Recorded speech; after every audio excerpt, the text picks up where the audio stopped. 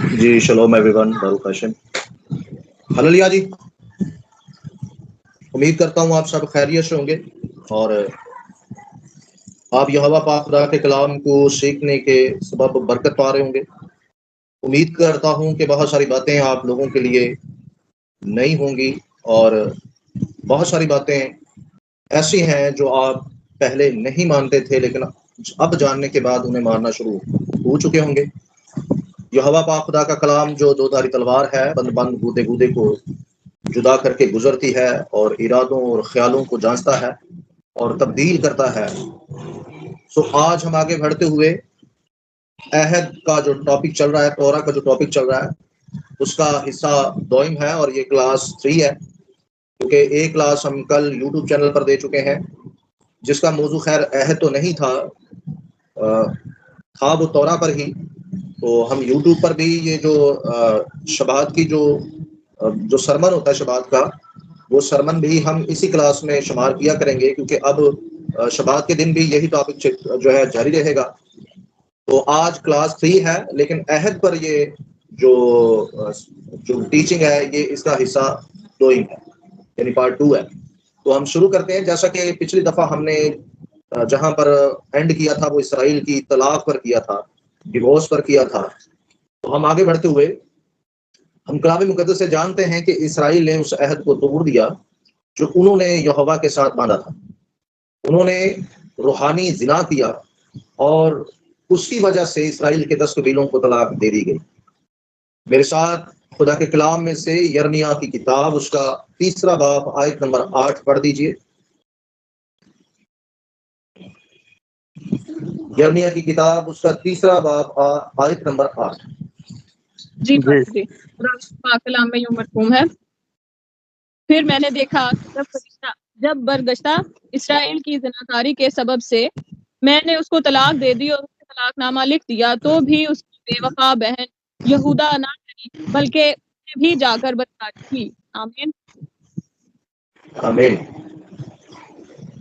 हम यिर्मयाह नबी की मार्फत से जानते हैं कि यहोवा एलोहीम ने इसराइल के साथ एक नया अहद बांधने, उनसे दोबारा शादी करने, उन्हें अपने साथ अहद में वापस लाने का मंसूबा बनाया था। जैसा कि हम पिछली दफा भी इस हवाले को पढ़ चुके हैं, लेकिन मैं चाहूंगा कि हम दोबारा इसको पढ़ें। यिर्मयाह 31 बाब आयत नंबर 31 से लेकर 32 और 33 तक पढ़ दें।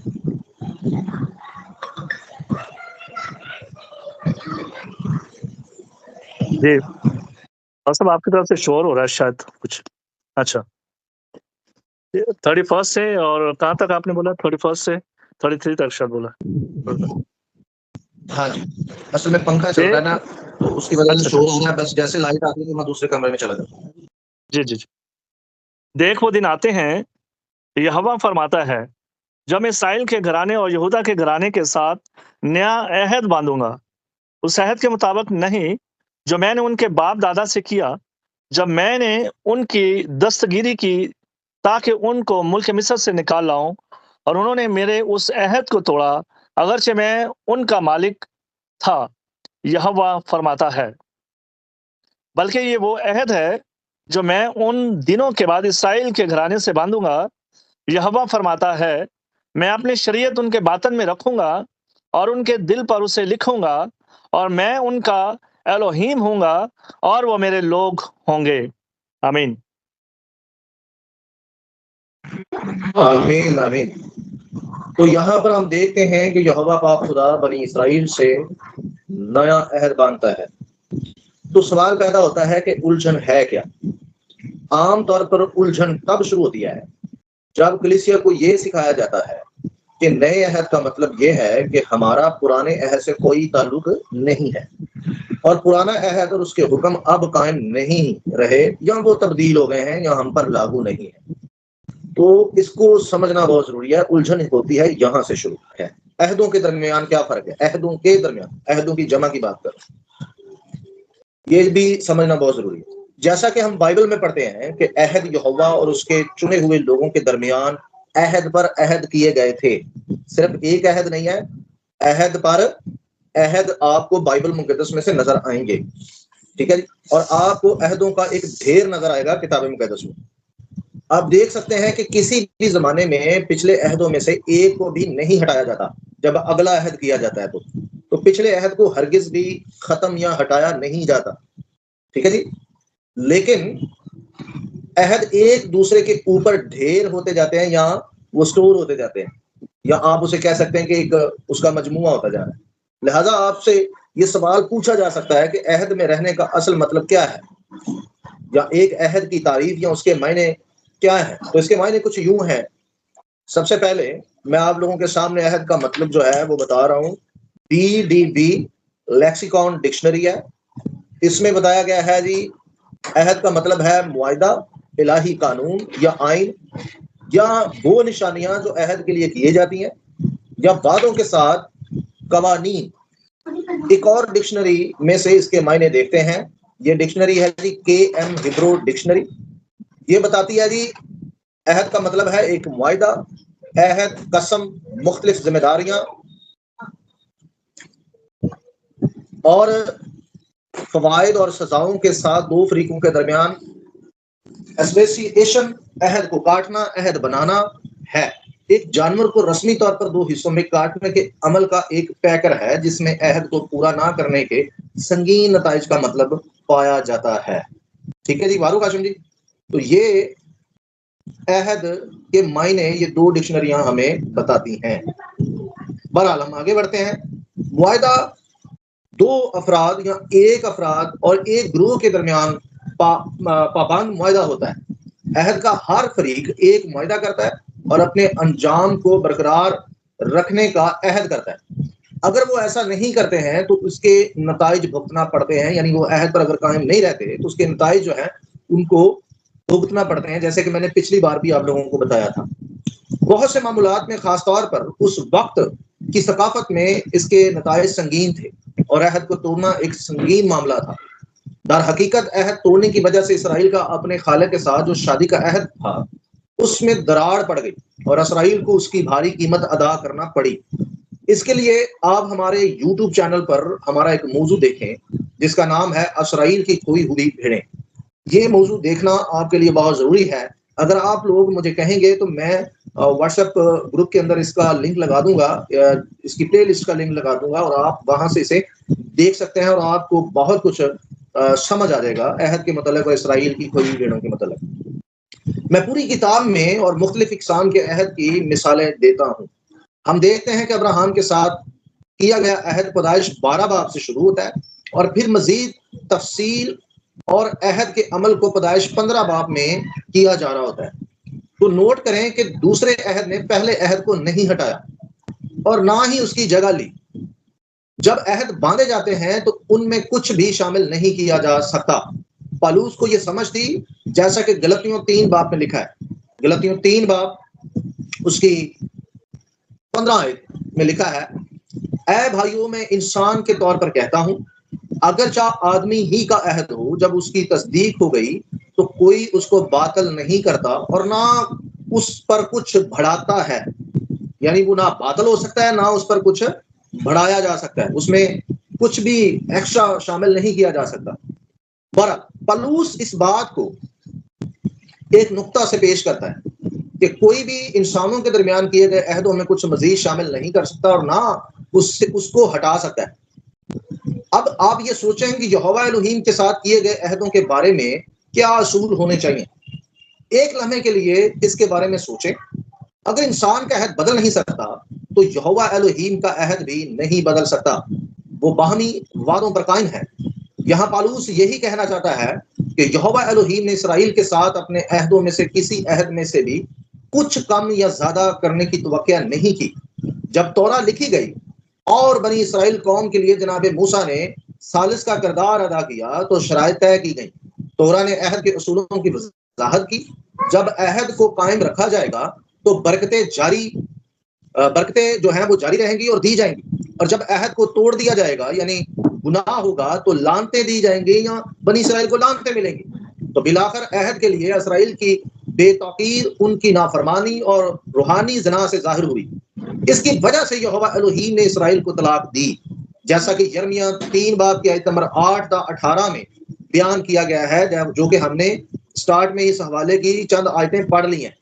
ताहम ये नोट करना जरूरी है कि यहूदा को तलाक नहीं दी गई। ये बात आप सब अपनी डायरी में लिख लें कि सिर्फ 10 कबीलों को तलाक दी गई है, यहूदा और बनियामीन के कबीले को तलाक नहीं दी गई थी। ठीक है जी, ये चीज आप बेशक नोट कर लें। यहूदा के साथ अहद जारी रहा। ज़मनी नोट के तौर पर देखें कि खालिक किस तरह अपनी तौरा की पैरवी करता है। जहां इसराइल को जना की वजह से तलाक दी गई थी, जैसा कि तौरा में इंसान की पैरवी के लिए डिजाइन किया गया है। असल अहद टूट गया, लेकिन यहोवा एलोहीम ने कहा कि वो एक नया अहद बांधेगा, जहां वो अपनी तौरा को उनके बातन में डालेगा और उसे उनके दिल पर लिखेगा और उनको गोश्तीन दिल देगा। इसके लिए आप पूरा यिर्मयाह 31 बाब पढ़ें और इसके साथ साथ आप हिजकियेल 11 बाब भी पूरा पढ़ें। ये पढ़ना भी आप लोगों के लिए, दोनों चैप्टर पढ़ना बहुत जरूरी है। सो लिहाजा आप ये इस सरमन के बाद ये चैप्टर लाजमी पढ़ लीजिएगा ताकि आपको समझ आ जाए। सो अहदनामा कदीम, इसको देखना भी जरूरी है। नया इसराइल के लिए कुर्बानियों के साथ जो है तस्दीक शुदा यहोवा एलोहीम की तौरा के कवानीन, आइन और अहकाम में चलना और तौरा की हिफाजत करना है। खुरूज 24 बाब की आयत नंबर 3 और 8 तक अगर आप पढ़ें तो इसराइल को यहोवा की तरफ से दिए गए अहद, यहोवा एलोहीम के कवानीन, आइन और अहकाम की पासदारी और ताबेदारी का हिफाजत करना है, जो यहोशुआ हमशयाह की कुर्बानी के साथ तस्दीक शुदा है। देखें यिर्मयाह 31 बाब और हिजकियेल 11 बाब। तौरा मूसा की मार्फत पत्थर की तख्तियों पर लिखी गई। खुरूज 24 बाब देखें, लेकिन तौरा उनके दिलों और मुंह में भी मौजूद थी। इसके लिए इस्तिस्ना 30 बाब आयत नंबर 14 भी देख लें। तौरा इसराइल के दिल पर लिखी गई, जैसा कि यिर्मयाह 31 और हिजकियेल 11 बाब में बताया गया है। इसराइल ताबेदारी करने पर राजी हुआ, लेकिन ताबेदारी नहीं की गई, जैसा कि यिर्मयाह 3 बाब में आपने पढ़ा, उन्हें तलाक दे दी गई। इसराइल में ताबेदारी करने की रूह और ख्वाहिश होगी, ये नबूवत की गई। जबकि जब पहला अहद था तो तब इसराइल के अंदर यहोवा की रूह और तौरा पर अमल करने की ख्वाहिश यहूदियों या इसराइल के अंदर मौजूद नहीं थी, लेकिन ख्वाहिश और रूह ये दोनों चीजें इसराइल के बातन में डाली जाएंगी। इसकी प्रोफेसी हिजकियेल 11वें बाब में कर दी गई थी। अगर हम अहद की शराइत को देखें तो हमें क्या नजर आता है?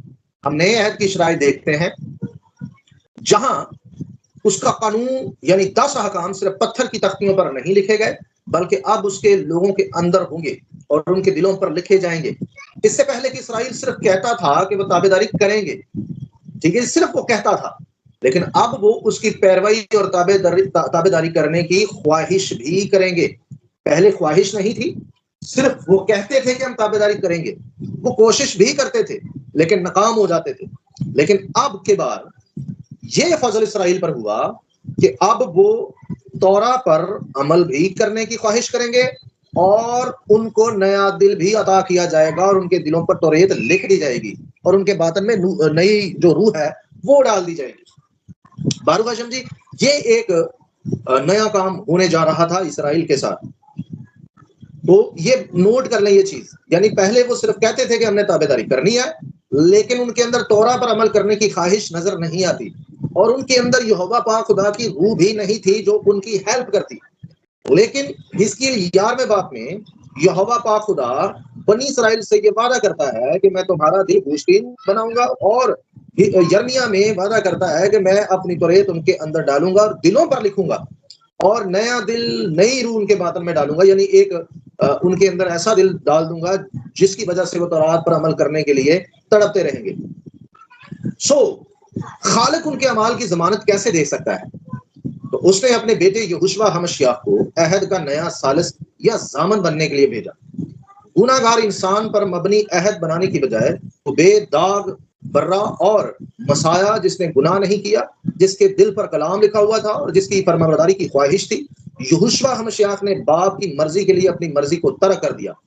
यहोशुआ हमशयाह जो नए अहद का नजात दहिंदा सालिस है, हम मसीह के जरिए इस अहद में दाखिल होते हैं, जिसने मौत की सजा अपने ऊपर ले ली ताकि हमें यहोवा के साथ अहद में रहने वाली अब्दी जिंदगी मिल सके। यहोशुआ हमशयाह के वसीले हम अहद का हिस्सा हैं। अहद की शराइत अब भी बाकी और लागू है। तौरा ही नए अहद की शराइत है और उसकी ताबेदारी अब भी लाजम और बाकी है। ये हमारे दिलों पर लिखी जा रही है और हमें यहोवा एलोहीम की रूह और यहोवा एलोहीम की तरफ से दी गई ख्वाहिश की जरूरत है ताकि हम यहोवा एलोहीम की शरीयत पर अमल करके उसके फर्मा बरदार हो सकें। यहोवा एलोहीम के कलाम में हमारे और उसके दरमियान कुछ भी नहीं बदला है। नया अहद सिर्फ इसराइल के घराने के उस अहद में वापस आने के बारे में है जिसका यहूदा अभी तक हिस्सा है। याद रहे, यहूदा अभी भी हिस्सा है। एक चीज यहां आपको नोट करवाना चाहता हूं, बहुत जरूरी चीज है ये, इसको नोट कर लें। कुछ लोग कहते हैं पुराना अहद खुदा ने खत्म कर दिया था इसलिए नया अहद किया। तो ये नोट कर लें कि जब 10 कबीले पुराने अहद से निकले, जब उन्होंने पुराना अहद तोड़ा तो पुराना अहद 2 कबीलों के साथ मुसलसल जारी था, वो खत्म नहीं हुआ था, वो मौजूद था। यानी अगर वो अहद खत्म हुआ तो सिर्फ 10 कबीलों के दरमियान से खत्म हुआ, लेकिन 2 कबीलों के दरमियान से यह अहद खत्म नहीं हुआ। उसकी बाइबल में दलील कहीं नहीं मिलती। वो 2 कबीले उस अहद में पूरे तौर पर कायम थे और वो अहद मुसलसल चलता आ रहा था। तो अहद तो कभी वो खत्म हुआ ही नहीं, कभी खत्म नहीं हुआ। तो फिर नया अहद बांधने की जरूरत क्या पड़ी? नया अहद बांधा गया है असल में 10 कबीलों के साथ, क्योंकि अहद 10 कबीलों के साथ टूटा था। ठीक है जी, सो आगे बढ़ते हैं। इस असूल को वाज़ह करने का एक ज्यादा आसान तरीका यह है कि एक हकीकी दुनियावी या दुनिया की एक मिसाल पेश की जाए। तो एक मिसाल आप लोगों के सामने पेश करने जा रहा हूं। फर्ज करें कि एक नौजवान गाड़ी खरीदना चाहता है, वो खुद कर्ज लेता है और कर्ज की शराइत बताती हैं कि हर माह बैंक को $100 अदा करने जरूरी है।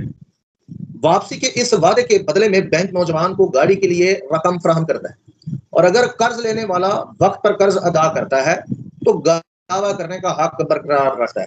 कुछ अरसा वो शख्स अदायगी करता रहता है, लेकिन आखिरकार वो इतना पीछे रह जाता है कि मुआहदा की खिलाफ वर्जी होने लगती है। लिहाजा नौजवान मुआहदे का अपना हिस्सा तोड़ देता है, इसलिए वो अपनी गाड़ी खो देता है। चुनाचे नौजवान अपने वालिदैन के पास जाता है जिसके पास बहुत पैसा होता है या जिनके पास बहुत पैसा होता है। नौजवान के वालिदैन गाड़ी के कर्ज पर मुश्तरका दस्तखत करने पर राजी हो जाते हैं। वो बैंक को जमानत देते हैं कि अगर उनका बच्चा अदायगी नहीं करेगा तो वो खुद उसकी जगह अदायगी करेंगे। अब नौजवान ने बैंक के साथ वही मुआहदा किया जो मुआहदा पहले था, लेकिन अब वालिदैन इस मुआहदे में बतौर जामिन शामिल हैं और जब उनका बच्चा इस उसकी अदायगी नहीं कर सकेगा तो अदायगी की जिम्मेदारी उनके कंधे पर होगी, यानी वालिदैन के। तो यहां जरा नोट कर लें कि बैंक के साथ वही एग्रीमेंट है, वही सारे कानून है, वही सारी शराइत है कि हम तुम्हें गाड़ी देंगे, तो ठीक है, यही शराइत है। फर्क कितना आया है? अच्छा, चुनाचे नौजवान अपने वालिदैन के पास जाता है जिनके पास बहुत पैसा होता है। नौजवान के वालिदैन गाड़ी के कर्ज पर मुश्तरका दस्तखत करने पर राजी हो जाते हैं, बैंक को जमानत देते हैं कि अगर उनका बच्चा अदायगी नहीं करेगा तो वो खुद उसकी जगह अदायगी करेंगे। अब नौजवान बैंक के साथ वही मुआहदा जो पहले किया गया था, वही मुआहदा नौजवान करता है जो मुआहदा पहले था, लेकिन अब वालिदैन इस मुआहदे में बतौर जामिन शामिल है और जब उनका बच्चा उसकी अदायगी नहीं कर सकेगा तो अदायगी की जिम्मेदारी उनके कंधे पर यानी वालिदैन के कंधे पर होगी। अब नोट करें, मुआहदे की जो शराइत हैं वो वही है और बेशक मुआहदा भी वही है, लेकिन अब कर्ज के लिए एक नया जामिन है। इसराइल के साथ बिल्कुल ऐसा ही हुआ है। ठीक है जी, इसराइल के साथ बिल्कुल ऐसा ही हुआ है। इसराइल यहोवा के साथ अपने अहद को बरकरार रखने से कासिर था, इसलिए उन्हें हटा दिया गया, जिससे सिर्फ यहूदा और बनियामीन ही अहद में रह सके थे। यहोवा एलोहीम इसराइल के साथ एक नए अहद में दाखिल होता है, लेकिन इस बार इसराइल के लिए एक जामन फराहम करता है और वो जामन है यहोवा एलोहीम का बेटा यहोशुआ हमशिया, जिसने जुर्माना अदा किया। यानी जब इसराइल का मुआहदा खत्म हो गया था, यानी जब इसराइल अहद कायम ना रख पाया तो बीच में जामन यानी यहोशुआ हमशिया बन गया और उसी अहद को और उन्हीं शराइत पर अहद को रीन्यू किया गया। लिहाजा पहला अहद खत्म नहीं किया गया बल्कि यहूदा उस अहद में चल रहा था। यहूदा के घराने को कभी अहद से नहीं हटाया गया। नया अहद इस लिहाज से किया जा रहा है कि एक नया सालिस यानी मसीह है, लेकिन अहद की शराइत में कोई तब्दीली नहीं आई। मुआहदे में तमाम इसराइल पर फरमाबरदारी के लिए नस्ब किया गया और उनकी नुमाइंदगी मसाया ने की थी। मसीह के जरिए नया अहद कायम हुआ है। अब ये मसाया है जो अहद का जामन है, बजाय इसके कि गुनाहगार आदमी जामन हो जो फितरतन अहद को तोड़ता रहेगा। अब क्या इसका मतलब यह है कि इसराइल को फरमाबरदार होने के बारे में फिक्र करने की जरूरत नहीं है, क्योंकि यहोशुआ मसीह उनके लिए जामन बन गया है? तो जवाब है बिल्कुल नहीं। अहद के अपने हिस्से को इसराइल ने कायम रखने पर इत्तेफाक करना है। उन्हें यहोवा के साथ अहद को बरकरार रखने में अपना किरदार जो है अदा करना है। हाँ, अगर इसराइल से कहीं दीदा और दानिस्ता तौर पर अहद में गलती होती है तो उस वक्त जब वो उस काबिल नहीं होते हैं, यानी वो गुनाह करते हैं जो कि अहद को तोड़ने के बराबर है, वहां यहोशुआ हमाशिया की कुर्बानी उनको ढांपने के लिए मौजूद है, क्योंकि वो उनका जामन है। ठीक है जी। तो क्या इसराइल को गुनाह जारी रखना चाहिए? खुदा नखवास्ता जब वो गुनाह करते हैं तो फजल और माफी होती है। नोट, यहां नोट कर लें एक बात, नए अहद में जानबूझकर गुनाह करने वालों का जामन यहोशुआ हमाशिया नहीं है। ताहम ये वाज़ह रहे कि जिस तरह मिसाल के तौर पर वालिदैन को ये हक हासिल है कि अगर उनका बच्चा मुआहदा पर कायम रहने से इनकार कर दे तो वो गाड़ी को अपने पास रखने का हक रखते हैं। इसी तरह अगर इसराइल अहद को बरकरार नहीं रखते हैं तो इसराइल के लिए गुनाह के लिए कोई कुर्बानी नहीं है, क्योंकि उनके अहद का खात्मा हो गया है। इसके लिए देखें अब्रानियों 10 बाब आयत नंबर 26, ये हवाला लाजमी पढ़ दें। अब्रानियों 10 की 26 पढ़ दें जी जरा। जी पास्टर जी। इब्रानियों 10 की 26 खुदावंद के पाक कलाम में यूं मरकूम है, क्योंकि हक की पहचान हासिल करने के बाद अगर हम जानबूझकर गुनाह करें तो गुनाहों की कोई और कुर्बानी बाकी नहीं रही। आमीन।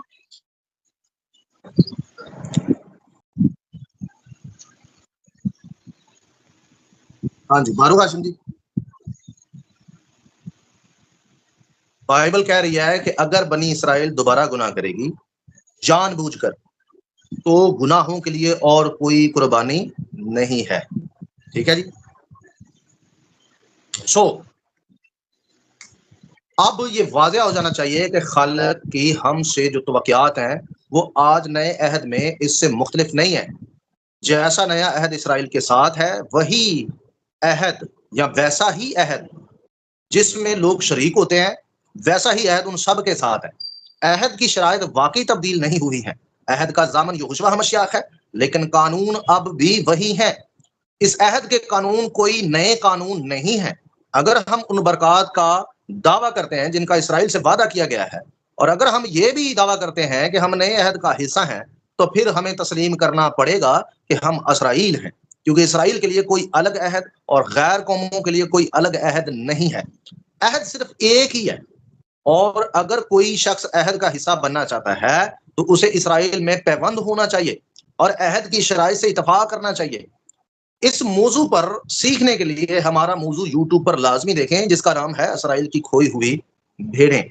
मैं उम्मीद करता हूं कि इस कलाम के वसीला से आप सब ने बरकत हासिल की होगी। तो हासिल कलाम ये है कि अहद वही है, सिर्फ ज़ामन जो है वो बीच में नहीं आया, क्योंकि इसराइल बजाते अपनी गारंटी पर अहद पर कायम ना रह सका, वो फेल हो गया, और उसकी गारंटी आकर यहोशुआ हमाशिया ने ली कि अगर अब ये अहद तोड़ेगा तो मैं इसकी जगह पर जो है हरजाना भरूंगा या मैं उसकी कीमत अदा करूंगा। तो ये है नए अहद की क्वालिटी, लेकिन उसके कानून, उसके आयन, उसकी सारी चीजें वही की वही हैं। उसमें से कुछ भी रत्ती भर भी तब्दील या खत्म या डिनाई नहीं किया गया। ये बिल्कुल सेम वही है। अगर आप इब्रानी का लफ्ज ब्रित खदाश पढ़ते हैं तो ये लफ्ज जो है इब्रानी में नए अहद के लिए इस्तेमाल हुआ है, जिसको अंग्रेजी में न्यू टेस्टमेंट कहा जाता है, जबकि न्यू टेस्टमेंट कहना कुफर से कम नहीं है, या नया अहदनामा कहना कुफर से कम नहीं है। लेकिन जब आप इसको ब्रित खदाश कहते हैं तो ये एन बाइबल की स्टोरी, बाइबल की सकाफत, बाइबल की तालीम के मुताबिक है, बाइबल की नबूवतों के मुताबिक है। क्योंकि ब्रित खदाश का जो मतलब है उसका मतलब नया अहदनामा नहीं है, उसका मतलब है नया अहद। और नया अहद यहाँ किस जुमरे में है जरा सुने, क्योंकि ब्रित खदाश को जब आप बारीक से इसके मायने देखते हैं तो ब्रित खदाश के मायने होते हैं रीन्यू करने वाला, रीन्यू या अपडेट किया हुआ अहद, रीन्यू होना या अपडेट किया हुआ। मिसाल के तौर पे मेरा NIC जो है वो एक्सपायर हो जाता है, मैं नादरा ऑफिस जाता हूँ, नादरा ऑफिस जाकर अपना NIC देता हूँ, तो क्या वहां पर बंदा चेंज हो जाता है?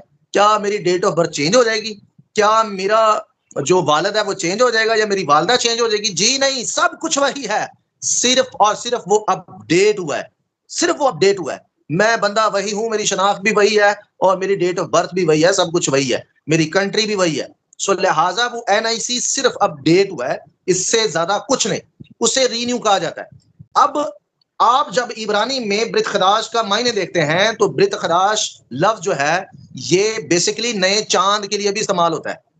मिसाल के तौर पे चांद जो है वो हर महीने निकलता है, तो साल में ये 12 मरतबा निकलता है। तो आप सारे मुझे बता सकते हैं कि क्या साल में 12 चांद निकलते हैं या एक ही चांद 12 दफा निकलता है?